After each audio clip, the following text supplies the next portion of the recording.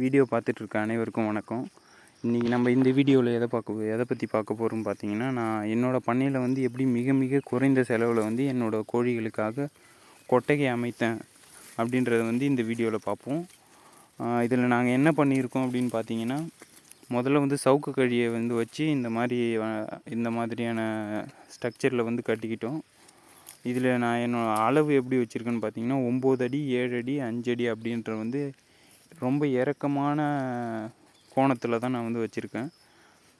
ஏன்னு பார்த்தீங்கன்னா, அப்போ தான் நம்மளுக்கு மழை பெய்யும்பொழுது நீர் வந்து வேகமாக மேலே தங்காமல் வேகமாக வந்து கீழே வந்து சேரும்.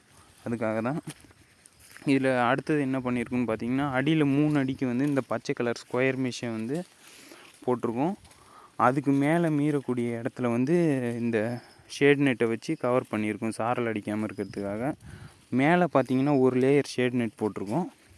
அந்த ஷேட் நெட்டுக்கு மேலே வந்து தார்ப்பா போடுறோம். ஏன்னு பார்த்தீங்கன்னா, அந்த வெறும்னே நம்ம தார்ப்பா போடும்போது தார்ப்பாயில் தண்ணி தேங்கி நிற்காமல் இருக்கிறதுக்காக ஒரு லேயர் ஷேட் நெட் போடும்போது அது கொஞ்சம் ஸ்டிஃபாக இருக்குமே அப்படின்றதுக்காக வந்து ஷேட் நெட் போட்டிருக்கோம். உள்ளே வந்து ஒரு 4-5 கழிகளை வச்சு ஒரு பக்கமாக ஒரு 2 லேயரை கழி வந்து கட்டி விட்டுருப்போம். அது ஏன்னு பார்த்தீங்கன்னா, கோழிக்கு ஏறி அடையிறதுக்காக நைட்டில் பாதி கோழிங்க வந்து மரத்தில் அடையும், மீதி கோழிங்க வந்து இதில் அடையும். குஞ்சோடு இருக்க கோழிங்க வந்து கூண்டுலேயும், முட்டையிடுறதுக்காக தனித்தனியாக கூண்டுகளும், அவையம் வைக்கிறதுக்காக தனித்தனியாக கூண்டுகளும் வந்து இதில் வந்து வச்சுருப்போம். இந்த மாதிரியான வந்து முறையில் தான்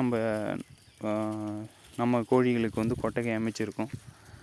இதை விட கம்மியான செலவில் பண்ண முடியுமான்னு எனக்கு வந்து தெரியல. நான் பேசிக்காக ஆரம்பிக்கிறதுனால இந்த மாதிரியான பண்ணியிருக்கேன். பார்த்த அனைவருக்கும் நன்றி.